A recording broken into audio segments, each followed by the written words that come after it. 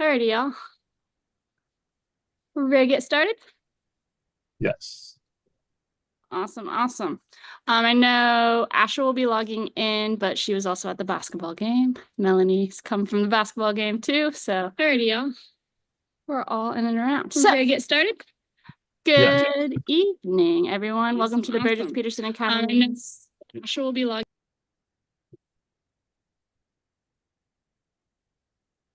Sorry about that. I was hearing feedback from our YouTube live stream.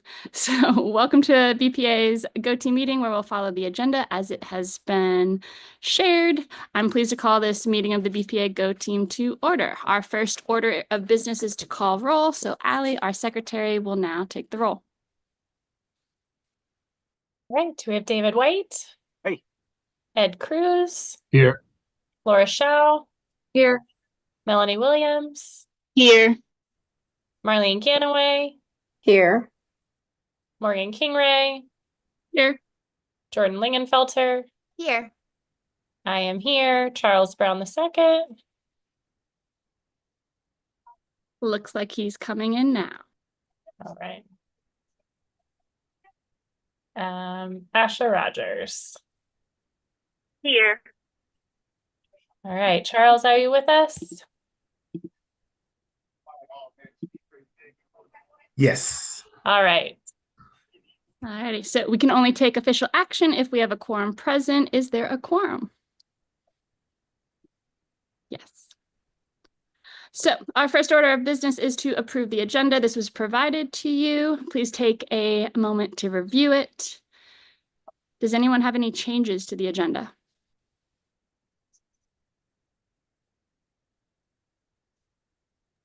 Nope. Right. May I have a motion to approve the agenda? Motion to approve. Second. Thank you, Ed, with the second from Charles. All in favor, please say aye or raise your hand. Okay, I don't see any nays. Got some abstentions. All right, so our next order is to approve the meeting minutes from our last meeting. These were provided to you as well. Are there any corrections?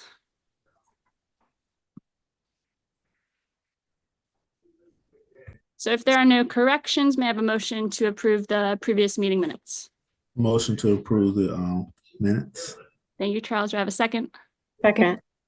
Thank you, Laura. All in favor say aye or raise your hand. Aye. Thank you. Any nays? Alrighty, we are good to go. So we're now going to move on to our discussion items on our agenda. And so for our discussion, it is going to be our budget feedback presentation. So Mr. White will walk us all through the proposed schools draft budget. And that presentation was shared with you all in advance. And then after our presentation, we'll have a discussion about how the budget aligns with our school strategic priorities. And as we review the budget, we're just going to focus on any adjustments from the district's recommended funding support for our school goals. And this is just the opportunity for us as our Go team to provide feedback and ensure that BPA is making the most of our resources. So with that, Mr. White, take it away. Hey, thanks, Morgan. I'm going to turn myself back up and we'll hopefully not have any feedback issues here in this Zen room. I'm happy to be with you tonight to share the draft recommended budget that I have developed along with my admin team and feedback from our school-based staff. I'm really excited to share the budget with you guys tonight. You'll remember a month ago, I was really pleased with the allocation generally. And so I've been able to put some legs to those dollars, and I'm eager to share with you how I anticipate and would like to allocate those resources. Let me see if I can pull up my presentation. I believe you all have access to it as well from earlier today, but I'd like to share my screen here.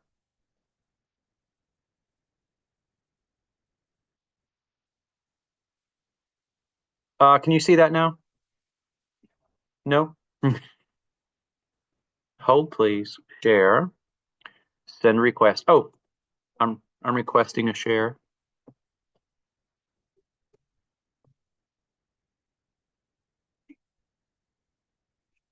Okay, here we go. Okay. Thumbs up if you can see my screen. Thank you very much. I appreciate that.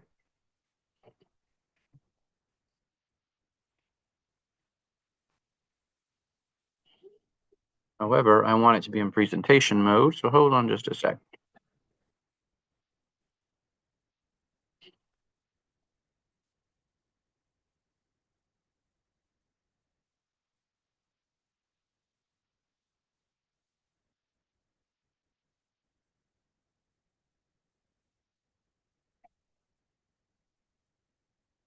Well,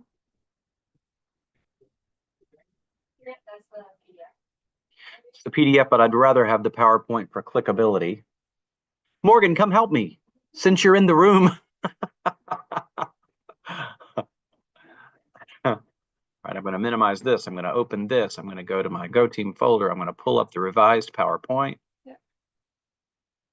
So you can click stop sharing. Ooh, Here. thank you. And now go back to Go click back on, to share. click on PowerPoint. so you Okay. can see it and maximize it so it looks better. Okay. Yeah. But So now stop go back to sharing. Go Zoom. back to Zoom and then say share again. Yeah, share. That's the PowerPoint. Mhm. Thanks, Morgan. I appreciate that. Thank you.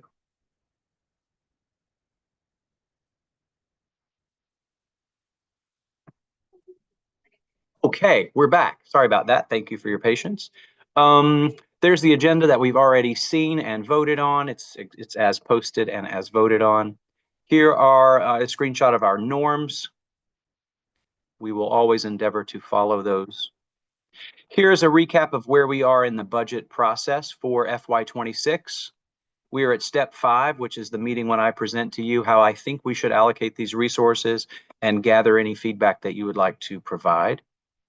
Then next, I will sit with my cluster soup next week and talk her through my recommended budget. Then after she co-signs, then I will sit with our HR representatives for our staffing conference. And then the final budget approval will be on March, I think ours is March 13th.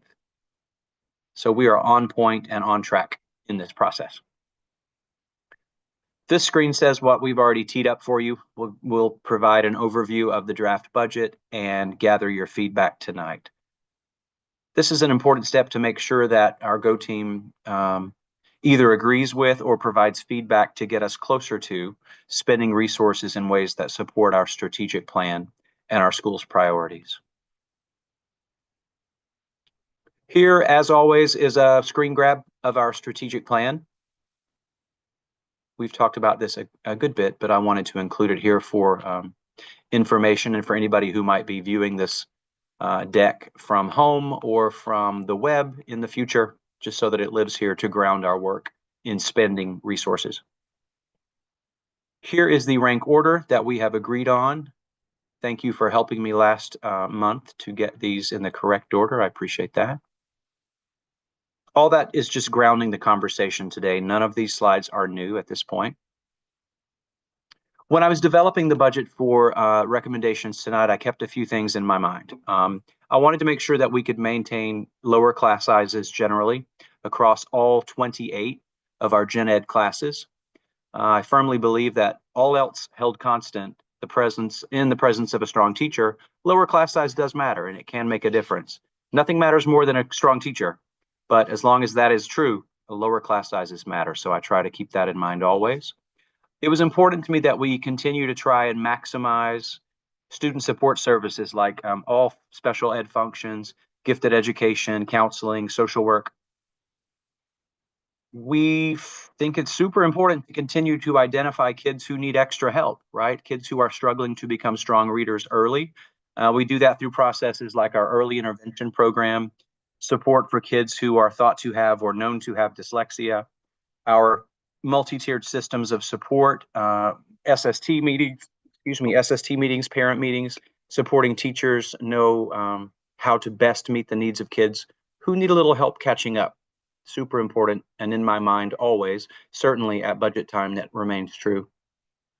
I wanted to, it feels really important and important to me to make sure that we leave a budget and a staffing plan that sets up the my successor for success at BPA. And I also wanted to find ways to leave some opportunities in next year's budget for the new admin team to customize some resources to the extent appropriate. And I'll tell you my idea about that regarding holdover or carryover money, holdback money. I'll show you that in a few slides. And I wanted to find ways to leverage what feels like unexpected and unexpected revenue. I mentioned last month that our budget is quite generous in my estimation. And over the years, we've found ways to be efficient with the ways we spend money.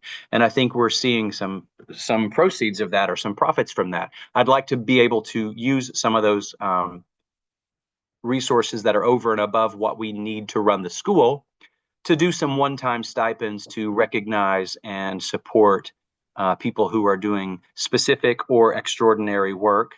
Last meeting, there was the idea brought forward regarding gifted education of providing a stipend to friends who might want to be enrolled in those gifted endorsement classes. So I've embedded some things like that later on, and I'll talk you through those. I think it's a unique opportunity for some one-time monetary stipends in a few cases, and I'll show you what those are.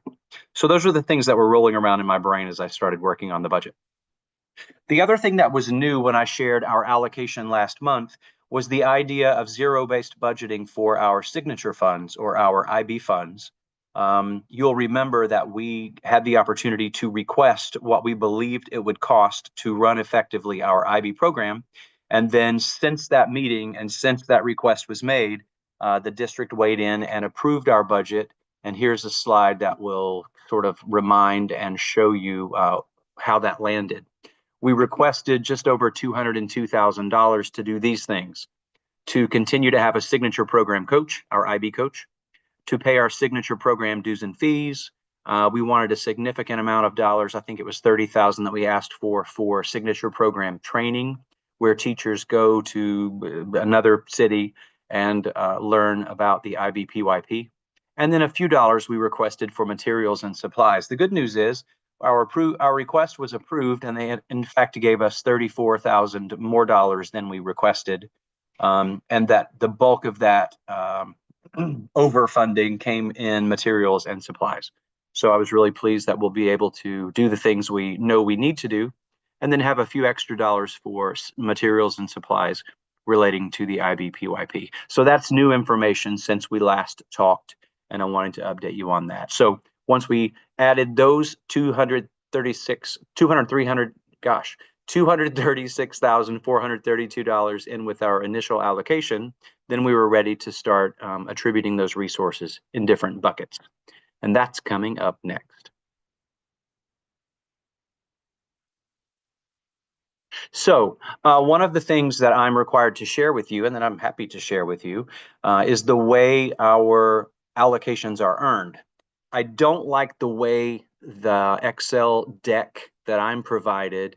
There's a lot of things that elementary schools don't qualify for, or turnaround spots that we don't earn. So I tried to find a way to eliminate or hide some of those rows that were extraneous.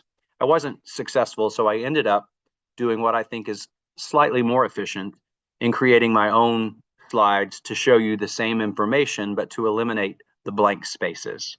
So here, let me orient you here. So for teachers in kindergarten, we were funded to have 5 kindergarten teachers. We are staffed in that same way with 5 kindergarten teachers.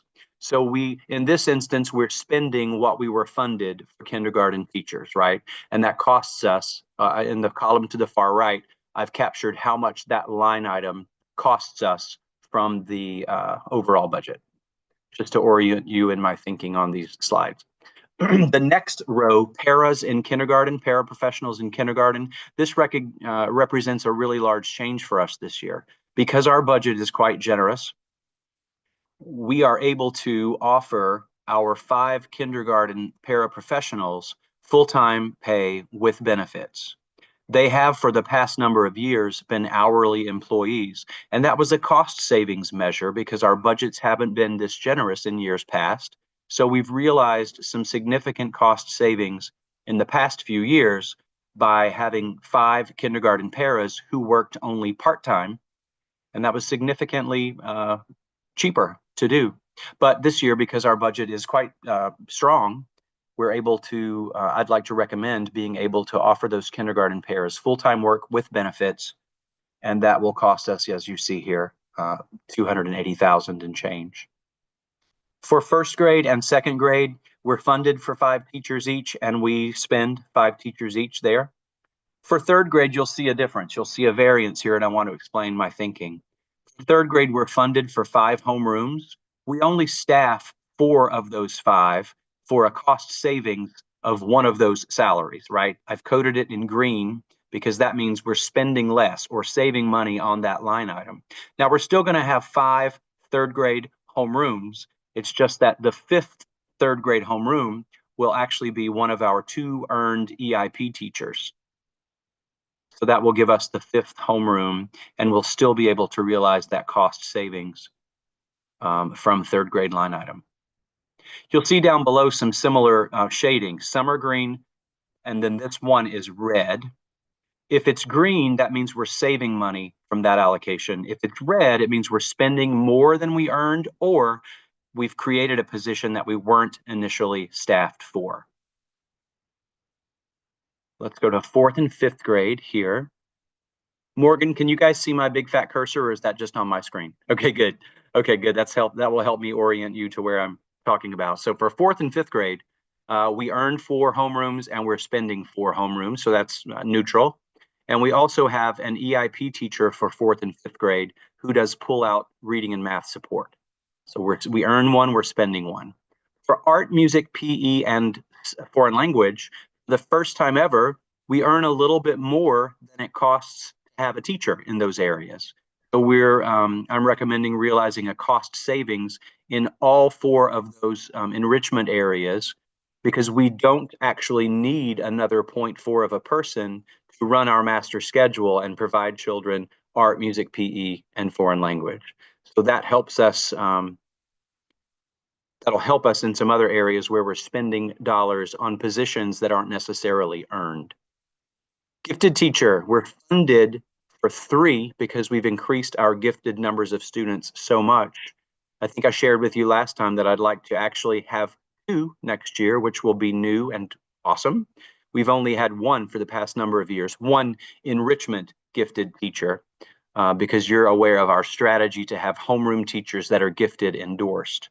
My idea for next year and my goal next year is to have a gifted lead teacher who focuses on compliance, testing, identifying children for services, and making sure that they're coded correctly in our system.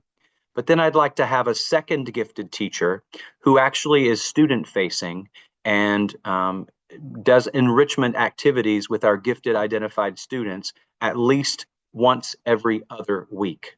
So it will, again, feel like something that's extra and special and more like enrichment.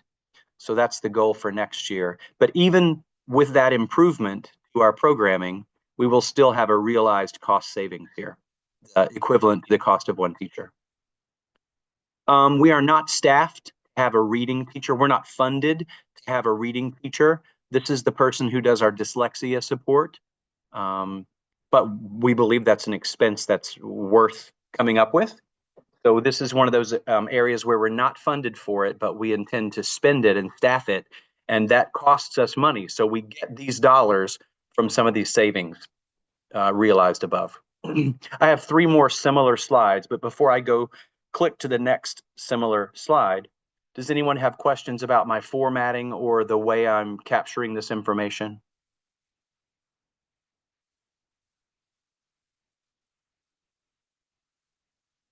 Okay, I'm going to move forward.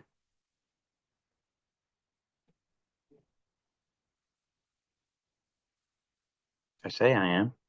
There we go. Okay, next slide shows special ed programming. So I believe you're mostly familiar or might remember from last time, our special ed staff is funded based on the number of children we have with individual education plans, or IEPs, and their service models and their service hours. So I, as the school leader, I don't have any control over the number of special ed teachers or the number of special ed paraprofessionals that we have. So that's important context, because there's a change here that I wanted to make sure you're aware of. For ESOL teachers, this year we have 0.2, so we're earning a little bit more next year. We'll have 0.3, which is a day and a half a week of an ESOL teacher.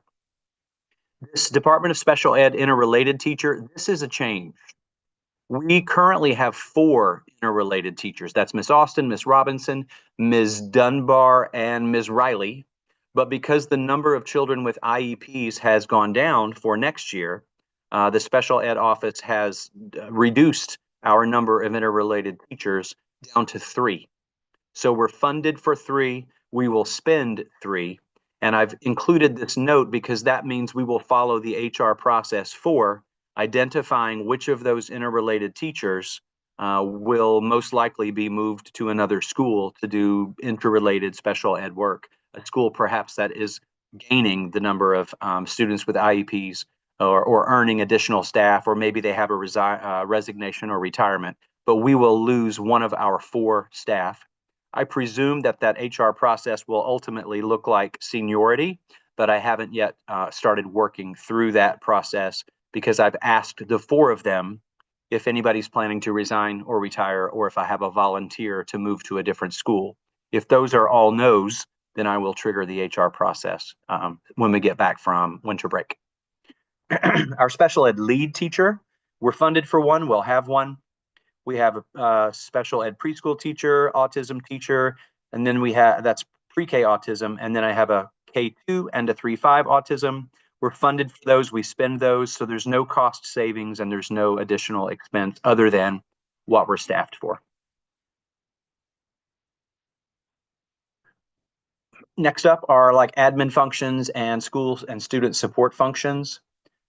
We earn a principal, we'll spend a principal. This is new. For the first time ever, we've earned or are funded for a second assistant principal. I do not recommend hiring a second assistant principal, so that's a pretty significant cost savings that we can use for other things as well. We are funded for a secretary, we will have a secretary. We're funded for a clerk, we'll have a clerk. We're funded for a school bookkeeper, but my recommendation is not to hire a full-time bookkeeper, rather to hire an hourly bookkeeper for next year. So that will cost us significantly less than a full-time bookkeeper. And honestly, though we have grown significantly over time, and there are things that Ms. Smith and Ms. Paxton need help with, neither of them felt that a third full-time office worker was needed at this time. So I think this will be a program improvement, but cost us less than a full-time bookkeeper. Similarly, we are funded for 2 counselors. I do not believe we have caseload sufficient to bear that, and we will save part of the cost of that as well. Social worker, we're funded for 1, we'll spend 1. Our MTSS coordinator, that's a local decision. We fund that position because we believe and know that it's important for our SST process and to help identify and support kids who need extra help. So this is an instance where this column is red. That costs us more than we earn, and we get these dollars from places like this where we have realized some savings. Our IB coach is funded from signature funds, as we talked through earlier. Our math coach, we believe it's a super important position as we continue to grow outcomes in mathematics. It's not something that we're funded for at the district level. It's a local decision, and we find those dollars from places like these where we've saved money above. We are funded for Readers Are Leaders, which is our literacy coach. We're funded for a librarian. We're funded for a nurse. There's really a loud racket out in the hallway right now, so I'm distracted a tiny bit. Sounds like somebody either lost or won a game. Next up, here's some hourly, the picture for hourly staff next year. What I've tried to do here is show you these are the jobs that will be hourly positions next year. Here's how much those positions earn. I've totaled up based on their hourly rates and the number of hours they will work per week. This is what it will cost us all year next year to have these hourly friends. So we have 2 cafeteria monitors. We have a paraprofessional in the tech lab. We have a helper for Miss Mullins in the library. We have an hourly reading teacher working with young children who are still struggling to become good readers. And this is that new position of an hourly bookkeeper. Last one we haven't talked about yet. I'm assuming that most people on the call are familiar with Miss Vera Lindsay. She's our crossing guard, and she's been our crossing guard for all 10 of my years at BPA. Well, that's not true. The first year, we had a revolving door of crossing guards, and Miss Lindsay saved the day and has been our crossing guard ever since. What you may not know is that between her morning crossing guard duty and her afternoon crossing guard duty, she never leaves BPA. She fills the copy machine. She takes notes to teachers. She runs lunch boxes that have been dropped off. She keeps the copy machines working. She's one of the few people that know how to change the toner. She keeps the laminating machine going, and she refills the laminating. Just all the things that people take for granted that Miss Lindsay does, and she doesn't get paid for that. She's never been paid for the things that she does in the middle of the day. So for next year, perhaps next year only, but because the budget is so generous, I'd like to create an hourly non-instructional para to thank her for that work and to pay her for the work that she's done literally for years. So if we do all these things, it'll cost us $137,000 next year.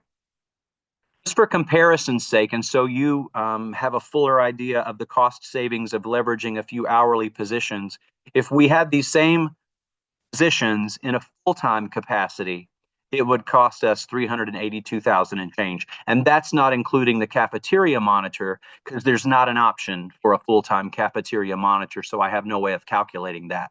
So this number is actually a little bit low. So significant cost savings there to do several important functions that keep our school running well. Let me go back. So those are the positions and the people. What questions do you have about that before I move forward?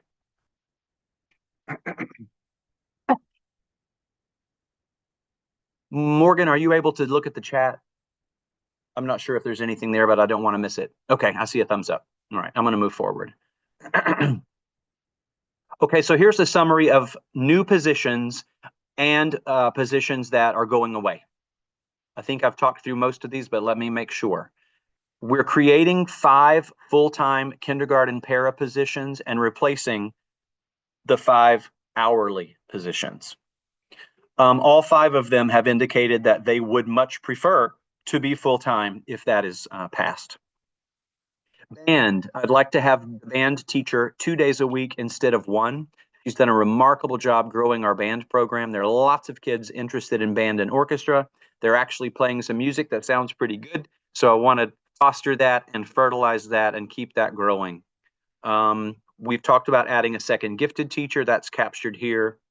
An hourly bookkeeper, an hourly non-instructional para. And I'm going to talk to you through in another slide or two some one-time stipends for a variety of positions and tasks. The only position we currently have, the only person we currently know who won't be with us next year is one of our interrelated special ed teachers, and that's because our staffing is being reduced from 4 special ed interrelated teachers to 3, and we'll follow the HR process to identify which of our 4 teachers will not be with us next year. Here is the slide that I wanted to talk you through about stipends and the total it will cost us to do these things for next year. Because we have a generous budget, I'd like to take the opportunity to do some stipends, some monetary stipends that we haven't done before on a one-time basis. Knowing, and my pitch to these friends will be, this is a one-time thing. There's no promise that this will ever happen again. Don't know that the subsequent principal will have the disposition or the funds to do these things in the future. But it feels important to me to recognize some specific expertise or some really above and beyond sorts of work. So I'd like to offer a $100 stipend to any homeroom teacher who is either already gifted endorsed or who is actively enrolled in that course next year. That course is a one-year course and it's completed over the course of fall and spring semester. Only homeroom friends, because they're the ones who help us with our cluster requirement for meeting the needs of IB. I predict that'll be about 20 people. We currently have about 17 staff, but they're not all homeroom friends. 15 or so will be already endorsed next year. And I predict this stipend may nudge a few other people who've been on the fence to go ahead and jump in that next year. I'd also like to offer a $1,500 athletic coaching stipend. Hold on. And that's to our two coaches who have volunteered and done such a great job with the Sun Dragons basketball team this year. Presuming that we have a Sun Dragons basketball team next year. Obviously, if there's no team, there will be no stipend, but I wanted to thank them for what has proven to be a major time commitment beyond the hours of their regular day. Similarly, I'd like to offer a drama coach stipend. You probably know that we don't have a drama team or a drama club this year because there was no one available or interested in leading that. That's a significant lift. It requires some specialized talent and skill and a lot of after hours work. So I'd like to reward that with a small stipend. And then on the academic front, I'd like to offer a $3,000 stipend to the persons who work with our neediest readers and neediest mathematicians. We have two such people, and they are currently Ms. Stromguli and Ms. Greider, but their work is quite specialized, and they are very skilled in their jobs. And I'd like to entice them to stay and keep doing that work and not seek other opportunities. If we do all these things, it'll cost us $40,500. Again, this is something that we can do because of the cost savings we've realized elsewhere when we've spent less than we earned for a variety of positions. Mr. White, I have a couple questions. Yep. I'm sorry. Just really quick, I know that you did identify per gifted endorsed for the $1,500. I just wanted to make sure that was the same for athletic, drama, and this dyslexia and intensive reading. Is that correct? Yeah, I appreciate that noticing. It is not the same. I talked with HR. I wanted to land on a stipend for the dyslexia and intensive reading support teachers because I believe that work is among the most important in our building and it requires specialized skill. So I talked with my HR rep about the maximum allowable stipend for a certified full-time teacher, and that number is $3,000. Okay. Now I'm saying, is it per teacher, or I guess my question is like for the athletic coaching, you got coaches, there'll be 15. Oh, yes, sir. I Okay. understand, Charles. Yeah. I've tried to capture, and I should have pointed this out, over under the rationale, I've tried to capture the number of people who those stipends would go to. I predict it'll be about 20 people in the gifted bucket, 2 people in the coaches bucket, 1 person for drama, and 2 people for the dyslexia and reading support. Okay. That last question with athletic coaching, just kind of like, if would that be if they have a cheer team next year or something like that? Would it be a little extra that's cushioned in there in case there is a cheer program or something like that, to where that person would be able to get a stipend as well? I'm totally fine with adding that, Charles, if that's the feeling of the group. I think that's a good call out. I predict there will be, if we have a basketball team next year, I predict we will have a cheer squad next year because there's a lot of buzz around that right now. Okay. All right. Thank you. Yep. I'm going to capture that note for an improvement. And I would land on the same dollar amount. Yes. Yeah.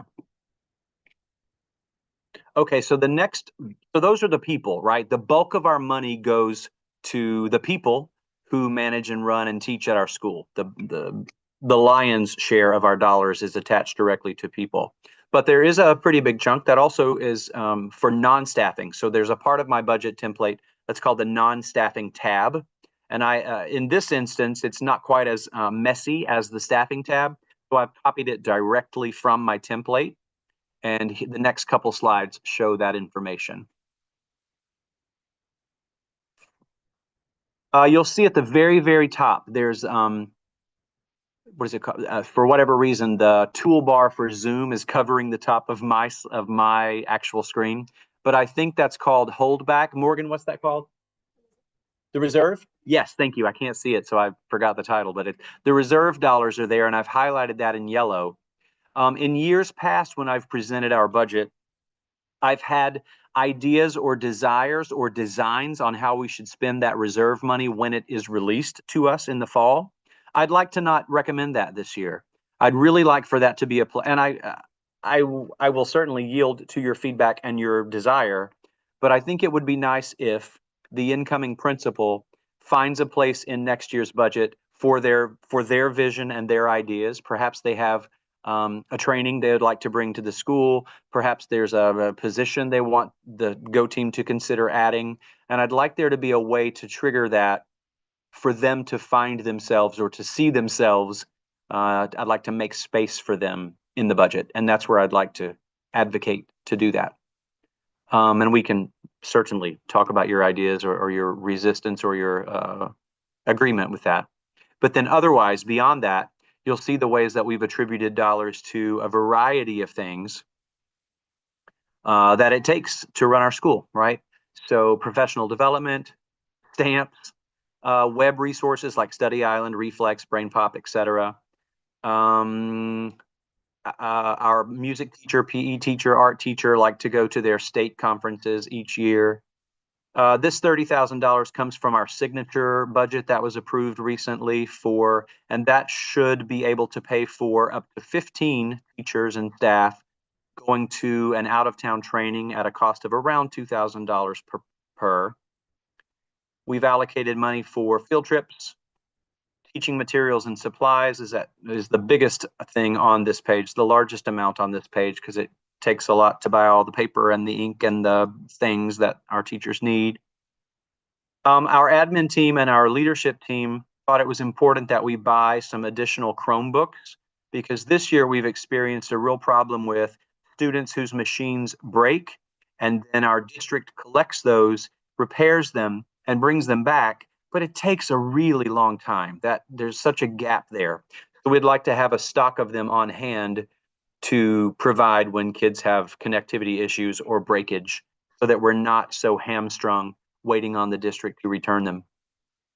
I'd like to spend $10,000 on additional library books. And then beyond the library, I'd like to set aside the same chunk for decodable readers, for novel sets, for nonfiction material to supplement instruction.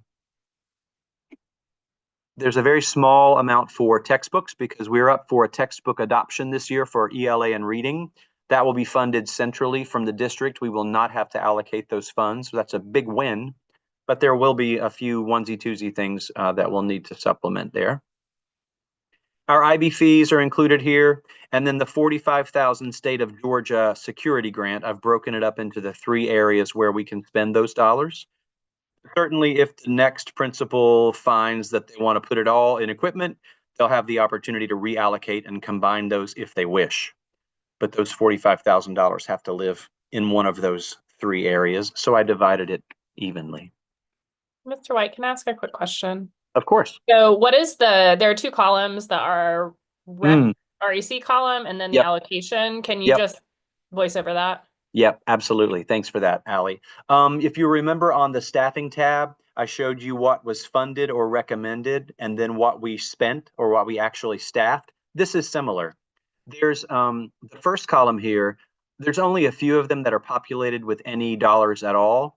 These are the dollar amounts that were on my budget template when I received it originally. The district's way of saying, for field trips, you got to have this amount at least. For teaching materials and supplies, you got to have this amount at least. And similarly for media and books, you have to spend at least this much. You'll notice that in every case except field trips, I've recommended spending a little more than recommended. Next up, same here. So this academic stipends, your earlier point, Allie, the district recommended $19,500. That is not for the stipends I walked you through a few slides ago. This stipend is for our grade level chairs. We have a grade level representative at kinder, first, second, third, fourth, and fifth, and specialty and special ed. And those persons all get a stipend, and that's a requirement, and I'm thankful for it from the district. And that's an attempt to make that stipend universal across all of our schools and equitable across all of our neighborhood schools.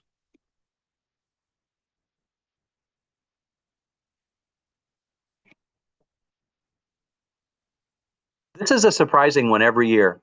Budgeting for substitute teachers, it becomes a little more expensive every year, right? So the district populated this on the template, and I didn't mess with it.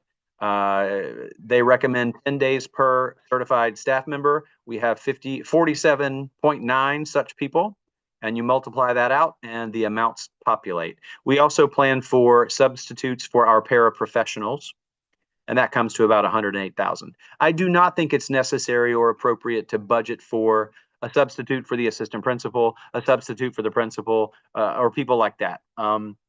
Because those skills are so job specific, site specific, person specific, we don't get a sub when myself or Ms. Hayes are out.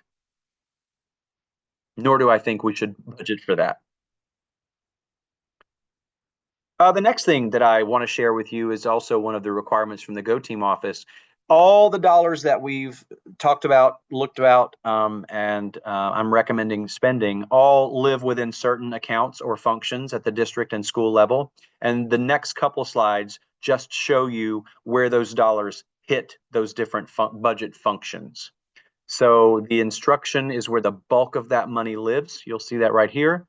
I'm recommending spending 7.3 million. This FTE number, that means full-time equivalent. That's the number of humans who do that thing, right? We have basically 60 people who work within the instruction function of our budget. And those 60 people cost us $7.3 million for their salary, benefits, and retirement contributions. And if you multiply or divide that out by pupil, for each of the 592 pupils we're expected to have, that costs us $12.3 thousand. And you can just extrapolate that same information as you track down. School improvement of instructional services. This is where our instructional coaches live. We have 3 such personnel, and they live here. Librarian, school admin, that's the principal, the assistant principal, the secretary, the clerk. Maintenance and operations, that's our custodial staff. And transportation, this does not pay for all of our buses. This is just that field trip money that was on the previous slide, which takes our per pupil up to $15,825, which is a significant increase from the year we're living in now. FY25, we were under 13,000. The primary difference, though, if you'll remember back to last week, the primary difference is the 11 to 15% raise that full-time instructional staff received for FY25, and bearing the cost of that into FY26 is where the bulk of that increase you see here comes from, and then it plays out in the per pupil as well. Here's a pie chart telling you the same thing from here, but in pie graph form. Another representation of the abundance of our budget that lives in the instruction function of the budget. I have a question. Yes. So I guess if you take a look at the full-time employees that cover the teaching, then you're saying the average teacher makes 120,000 or north of 120,000, or is that? No. Well, that's what it costs us to have that teacher, but the teacher doesn't make that. That includes their the district's contribution to their health insurance and medical insurance, and the district's contribution to their retirement account, to their pension allocation. Okay. Yes, sir. Okay, thanks. It's called total rewards, and it includes a couple of things beyond their salary and total compensation. Yeah. The other thing I would add to that, Ed, just for the greater edification of the group, is I don't budget for the specific salaries of my staff. Principals budget to the average salary of every employee who lives within those certain buckets, right? The average teacher salary, the average coach salary, the average assistant principal salary. So it's not site specific, it's generalized in that way. Thank you. I'm learning. Yeah, it's good. It's interesting stuff. Yeah. So in addition to your questions and feedback, I'd like you to keep in mind, are we spending money to do the things we say we value, right? We value literacy. We value and are pushing for improvements in mathematics outcomes. We value the safety, well-being, and happiness, essentially, of our children and our staff. We want to make sure that we're keeping our IB program strong and that we're growing it for the future. So think about those things. Think about our strat plan as you frame and pitch me your questions or your feedback. I'm happy to receive those things now.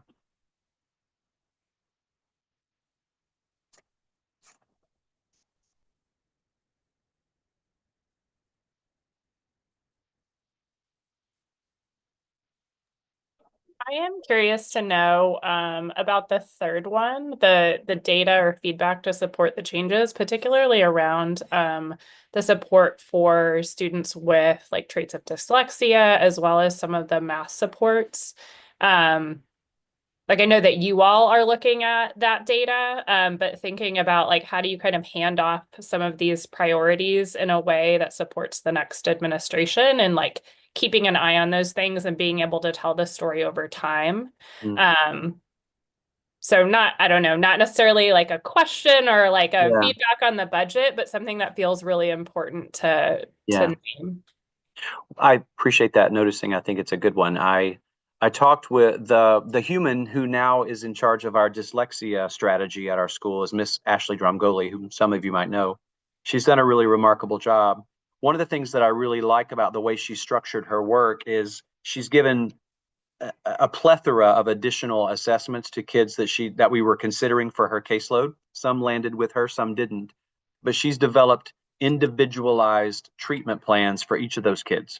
And she's tracking data on how responsive they are to the different strategies that she uses with them on a weekly basis.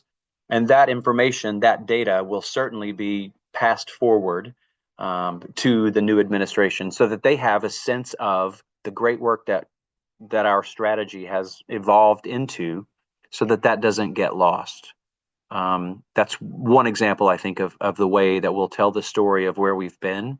I was actually talking with Morgan a little earlier this week, too, about contextualizing changes over time and creating a visually appealing data set to help the new leadership just have greater context, not that they have to continue or do the same things, but so that they have a fuller understanding, perhaps than a stranger might, of the work that we believe has been thoughtful and has gotten us some traction. So I appreciate that noticing. And it is in the front of my brain to do some of that data sharing and storytelling, right? Yeah. The fourth bullet on here is about trade-offs, right? And we really haven't had to struggle with trade-offs this year.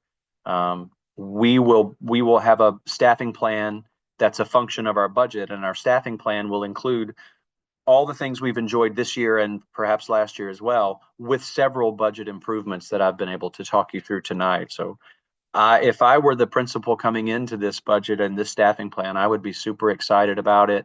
I feel really confident and comfortable passing this forward. I think it's really, really solid. As I talk with colleagues whose budgets have shrunk and who are really trying to grapple with what to trade off or what to give up in order to keep the necessary, I'm really thankful that that's not our situation. I feel really strongly and really positive about the draft budget. I think related to that, you named the allocation for interrelated teachers went from 4 to 3. Yep. Is that, I'm assuming that's related to like the actual student population? Yep, it is. Okay. This year we have 72 kiddos with IEPs. Next year, when our 5th graders leave us, that will go down to 58, I think. Now, of course, we'll probably add onesie twosies here or there. But the number of kids with IEPs next year as projected does not merit 4 full-time teachers. Yeah. That doesn't include our low incidence friends, right? They're solid and staying as they are. We'll continue to have 4 low incidence special ed classes.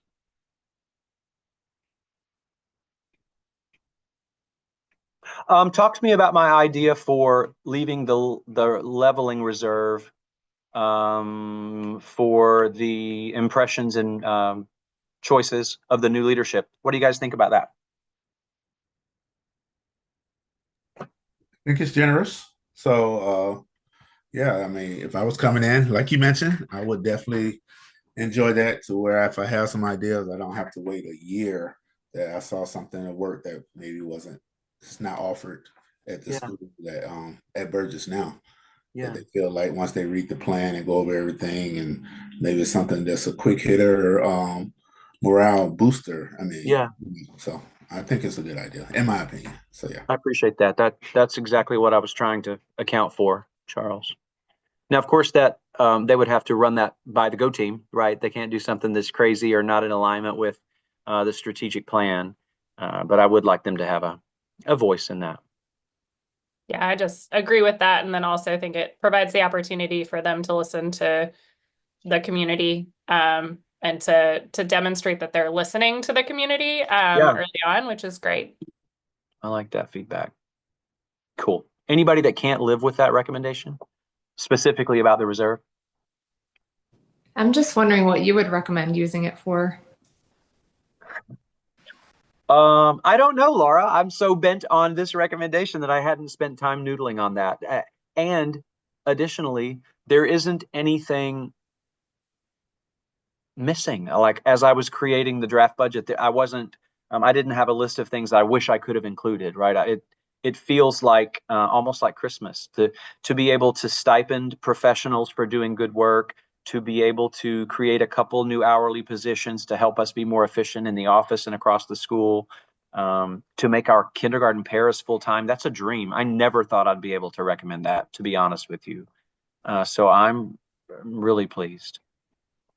That stood out to me as well. The kindergarten paras going full time. That seems like the right and fair thing to do. So thank you for doing that.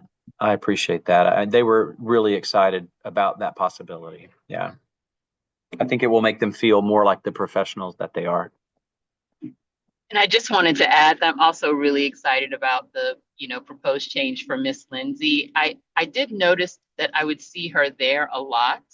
I did not realize that she was basically just staying and volunteering for hours in the middle of the day. So I'm just so excited for her and really appreciate you adding that in there for her, along with, for the 5 paras. But for Miss Lindsay, that just seems tremendous. So very happy for her. I had to kind of convince her that it was a good idea because I think she has some trepidation about the change in leadership, and expressed that she was worried that the new leader may not understand her role or know what she does. So again, we'll try to contextualize that for the new leadership, but she's literally there all day, every day, doing things that other people just take for granted, that teachers and staff take for granted, and she just makes them happen. So it feels like a joy to me to be able to recognize and reward that in a way that we haven't been able to figure out before.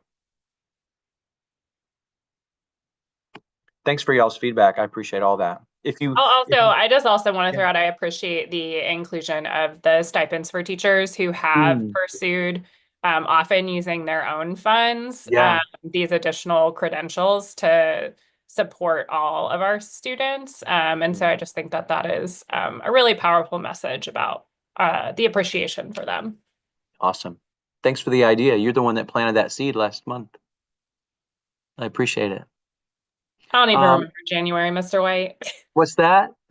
Nobody remembers January. It was 2 months long, I think. Morgan, I think it's time to take some action. Let me stop my share. Yep. I'll turn myself down so we don't echo. All right, back to you. All good. All right. So just double checking that at this time, we don't have any adjustments that we think are needed to better align our current budget proposed with our strategic plan. And if so, now's the time to give that feedback if you all do. Okay. Looks like we're good to go. So at this time, we're going to entertain a motion to approve this draft budget. May I have a motion? I move to approve the draft budget. Thank you, Melanie. Do I have a second? Second. Second from Ed or Charles? Doesn't matter. All right. Thank you. All in favor say aye or raise your hand. Any nays? Melanie, can you have come off mute so I can record your aye? I'm sorry, I'm an aye. Thank you. There we go. No abstentions. So at this point, we have approved our draft budget. Good job, team. At this time, we are going to take a pause for public comment. We have Dave Gordon with us, who is going to come on and give a public comment. For this public comment, Dave, you'll come off mute. You have 2 minutes, up to 2 minutes to give your public comment, in which we'll just listen respectfully and not respond to you. It's just to give your comment within the 2 minutes. And Allie, if you'll help me with the 2 minutes warning. I promise this. Yeah, thank you. I promise this won't take the full 2 minutes. But thank you for giving me a chance to speak. I was actually coming on to ask a question, but I understand that you can't answer it. That's fine. But my daughter is in Miss Townley's class, in her kindergarten class, and I have another child who's going to be coming up to the school in a couple of years. So something that's been on my mind lately, and I don't know if it's been on anybody else's mind, is the recent administration politically in our government is talking about cutting funds to the Department of Education. And I understand local schools such as BPA and others don't necessarily rely fully on those, but it definitely helps. And I didn't know if the team or Mr. White, you before you leave, had any thoughts about securing funds or doing anything to react to any changes that might harm the funding our school gets. And that's all I have. Yield the rest of my time. Thank you. Thank you so much, Dave. Appreciate it. Sorry, all, if you hear in the background, there's another loud group of basketball kiddos coming through.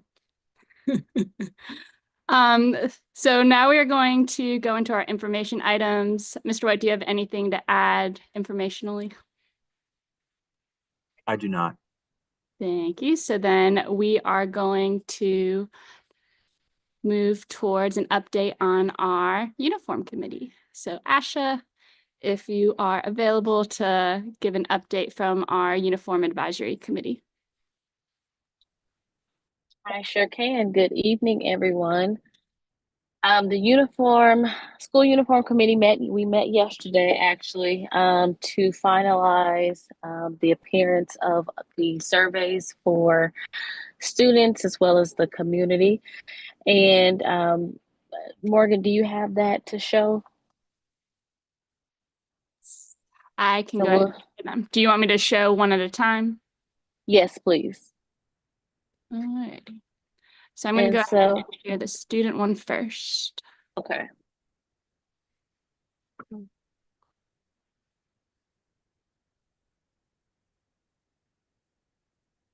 Making me give permissions to my computer. So keep talking. Okay. All right. As she's pulling those up, so yesterday we reviewed, like I said, each survey, and so the committee agreed and approved the surveys to go out. We would like the survey window to take place between winter break and spring break, and so the specific dates that will begin is Monday, February 24th. That is when we come back from winter break, and then we will have it open to Friday, April the 4th, which is right before spring break. So that gives us plenty of time to gather the feedback that we anticipate on getting. And so once we gather that, of course, there is spring break. And so the committee will meet the Wednesday after spring break to discuss the responses that we receive on the survey. And so we'll also plan to export those responses into an Excel spreadsheet and review the comments as well that's on the survey. And so it's not letting me share my screen for some reason, this MacBook. So what I did is I just dropped the links to the 2 surveys that have been created. One for the school community, so that would be parents, anybody else, and then also for our student survey. The student survey, like we talked about before with those pictures. Mm-hmm. It's super cute. Good job. Thank you. And so as you're reviewing, if you're able to, if you have any feedback or anything like that, I welcome your questions. Other than that, we will be good to go. We also, as I mentioned at the previous meeting, we plan to get the survey out to the community via our Facebook group, our PTA email blast, via Remind, and then we'll get our teachers to send it in the newsletter as well. Sounds great. Thank you, Asha. Does anybody have any immediate feedback to Asha for our uniform committee? Alrighty, awesome. Appreciate it. So with that, we are moving to our announcements. We have one announcement from the Go Team office. So we have the time for declarations for our Go Team elections, and that's through February 28th. We posted that out today in the Facebook group, so trying to get it advertised as well, but tell your friends you have until February 28th. And then we will do voting based off of who declares for our instructional staff and our parent seat. We will vote in April, and all those links go out. And we'll advertise that as well and post whoever has applied to everybody. Does anybody else have any other announcements? I just wanted to let Mr. Gordon know I'm going to send him an email. It feels so odd to not respond, but I appreciate that that's our convention. I'll shoot you some information tomorrow, Dave. Thank you very much. I appreciate that. No worries. Thank you. Thank you. Diane, question or announcement? Yeah. Hi, everyone. So just one other announcement from the Go Team office. You know that we do our G3 conversations, which are optional opportunities for our Go Team members. So we're doing our annual legislative one, and we're going back to the format we had last year where it's a two-part G3 conversation. These are optional opportunities, but on Tuesday, February 25th, from 6 to 7:30, we'll have Erica Long giving an overview of what's been going on in the Georgia legislature, walk you through how to advocate, talk about Q&A, just all things, what's happening in Georgia during the legislative session, maybe some things that might impact us or not. We scheduled it late February so that hopefully we have more information on some things. And then on Thursday, March 6th, we're going to have an in-person portion where we're going to meet at CLL at 5:30. You'll have a short introduction to see what's moving, what's not. And then we'll walk up to the Gold Dome, up to the Capitol, and have a interactive session. And that will go from 5:30 to 8:30. And the legislature will be in session because that is crossover day.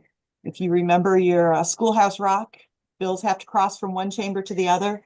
So March 6th is the last day that they can do that in Georgia. So they will be there till probably midnight. So please watch for registration coming through tomorrow.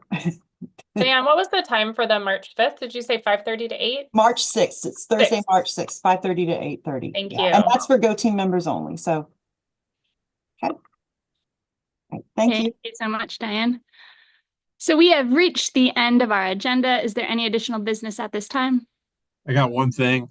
Just at the PTA meeting when I spoke about the process to elect the new principal or hire the new principal, one question came up. It was that the parents wanted to know if incoming kindergarten families would have an opportunity to vote for traits, characteristics of the incoming principal. And then the second kind of twist off of that just I've heard from a couple of people is that they have no idea that the survey is going out. So I don't know if that could be kind of, put out in different channels. I know we have our channels that we put things out on. One person is a teacher that's a neighbor of mine, and she has two daughters at the school. And she was like, oh, I'm buried in emails. I haven't even seen that.